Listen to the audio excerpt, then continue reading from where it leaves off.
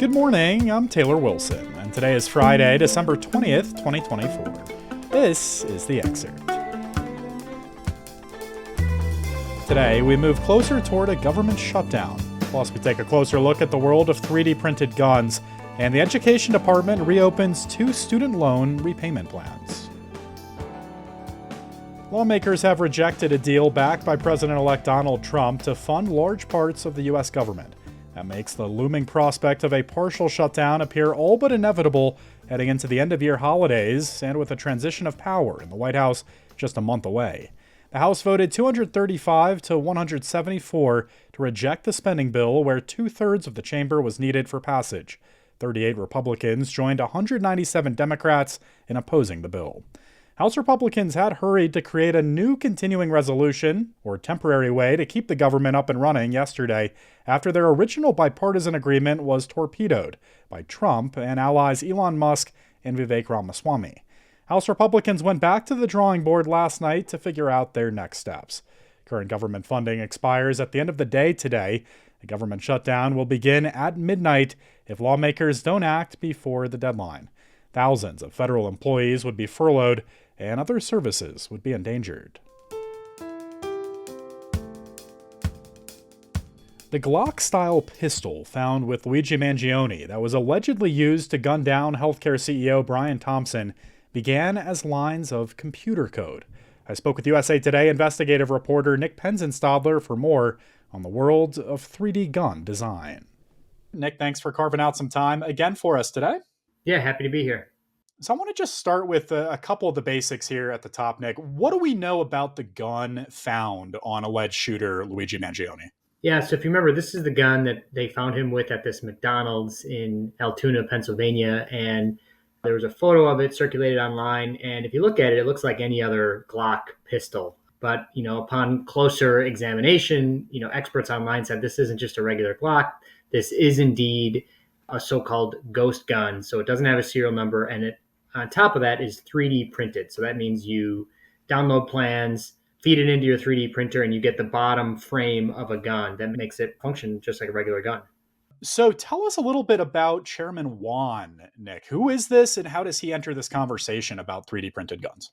Yeah, this was really interesting. In the first few hours of this photo of the gun circulating online, the gun community always is interested in what kind of firearms are used in these high-profile shootings.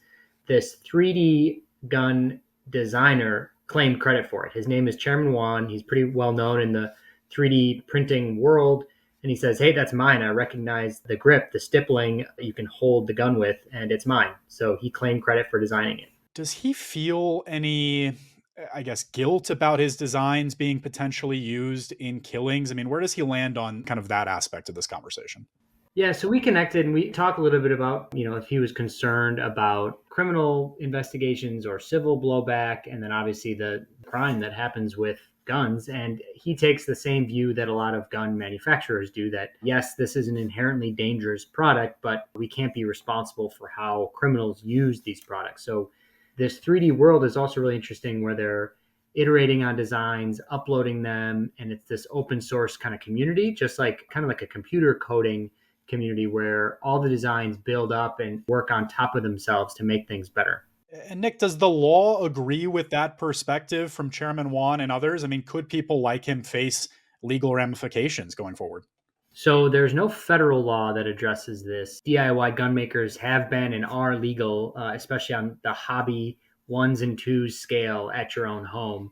But there is some state legislation that has started to adopt rules that would address even possessing and distributing the plans themselves. So there are some states that do that. And then there are other states that have said, if you are going to do this, you need to mark and serialize your firearms so they're easier to trace back. So if they are used in a crime, authorities could figure out where the gun came from. All right. And just going forward, I mean, what's next for this conversation, whether it's what you hear from Chairman Wan, others in that community, those from law enforcement? I mean, just where do we go from here, Nick? Well, I definitely got the sense that the 3D printing firearm community saw this as kind of a watershed moment. I mean, they say that they haven't seen a proven high profile, let alone any murder committed with a 3D printed firearm. So I think obviously they're concerned that this is going to lead to more regulation. It's certainly raised the profile and it's brought it into the zeitgeist of this is a burgeoning new technology. It's getting better and faster and easier and cheaper by the day. So it's definitely going to be top of the mind. Right, Nick Penzensadler is an investigative reporter with USA Today. Another just great piece from you, Nick. Thanks so much for doing it and coming on and discussing. Thanks, Taylor. A divided Georgia Court of Appeals disqualified the prosecutor in President-elect Donald Trump's state election racketeering case yesterday. They ruled that Fulton County District Attorney Fani Willis carried the appearance of impropriety in her decisions about who to prosecute and what charges to bring.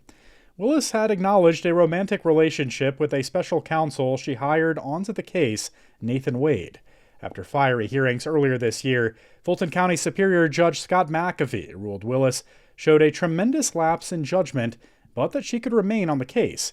Then, Trump and 8 other defendants in the prosecution appealed that decision, and the appeals panel voted 2-1 to disqualify Willis.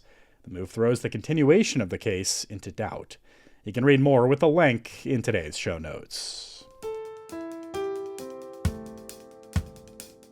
The Education Department is reopening 2 student loan repayment plans, while another remains on hold amid court challenges. I spoke with USA Today education reporter Zach Shermley for more. Howdy, Zach. Hey, Taylor. Thanks for having me.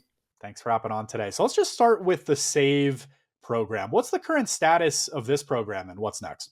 Yeah, so Saving on a Valuable Education or SAVE program, it is a plan, a student loan repayment plan that the Biden administration opened the applications for in the summer of 2023.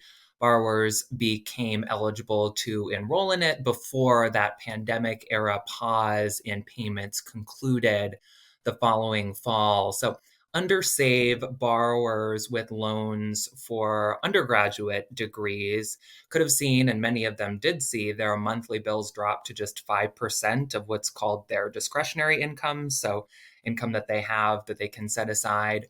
And many saw their payments go all the way down to $0. Millions of people signed up for it, Taylor, but the program didn't last long. State attorneys general in conservative states filed legal challenges against it. And then this past summer, a federal appeals court stopped SAVE completely and raised some questions about other government applications for income-based student loan repayment plans. So the Federal Education Department has since placed all of the borrowers that were enrolled in SAVE, that's roughly 8 million people, in forbearance, which means they don't have to make payments. Their loans aren't going to collect interest for now. And that's going to take as long as 6 months, potentially, of forbearance. That's what we heard from the Education Department in October, but there's a lot up in the air with that litigation. All right, Zach. So what about the pay-as-you-earn repayment plan, also known as PAY? There's also the income contingent repayment plan, or ICR. What options do these plans give borrowers, and how will this announcement this week impact Americans? Yeah, I know this is a lot of acronyms. The federal higher education policy and student loans can get very complicated very quickly, but it's something that touches on a lot of people's lives. So if you are somebody who has to deal with student loan payments, if you're a borrower that's trying to figure out what's the best option for you, I think it's important to sort of bear with some of the wonkier details here. So under PAY, right, that was that first plan that you mentioned, Taylor. That was a program that was established in 2012. And the Education Department just reopened enrollments in PAY. So borrowers don't have to make any loan payments if they live alone and make less than roughly $23,000 a year under that plan. And if they make more than that, the plan requires them to pay 10% of their monthly income. ICR, on the other hand, that second plan that you mentioned, it's not as good of a deal for most borrowers. It's a little bit older. It brings payments to $0 for folks who live alone and make about $15,000 or less a year. And then beyond that, borrowers who earn more have to pay roughly 20% of their monthly income for their bills. Both of those programs are going to be open all the way through July of 2027 to new folks, the Education Department has said. You know, this was something President Joe Biden really wanted to tackle and make a focus of his administration. We're into the final weeks now of the Biden admin. What does this announcement this week, Zach, really mean for President Joe Biden's legacy on this contentious issue? I think practically speaking, this is a move that provides a lot of clarity for borrowers and it gives them more financial flexibility, right? But politically, this week's announcement on this front is kind of an admission in the waning days of Biden's presidency that his efforts to build SAVE, which is something that the administration referred to as the most affordable repayment plan ever, and a lot of indications showed that it ostensibly was, that those efforts haven't been as successful as he hoped. I mean, sure, many borrowers did see lower payments and they did get full relief during his time in office, but now, as we're heading back into Trump world, the department is kind of back to square one on this. Zach Shermley covers education for USA Today. Thank you, Zach. Thanks, Taylor. Thanks for listening to The Excerpt. We're produced by Shannon Ray Green and Kelly Monahan, and our executive producer is Laura Beatty. You can get the podcast wherever you get your pods, and if you're on a smart speaker, just ask for The Excerpt. I'm Taylor Wilson, and I'll be back tomorrow with more of The Excerpt from USA Today.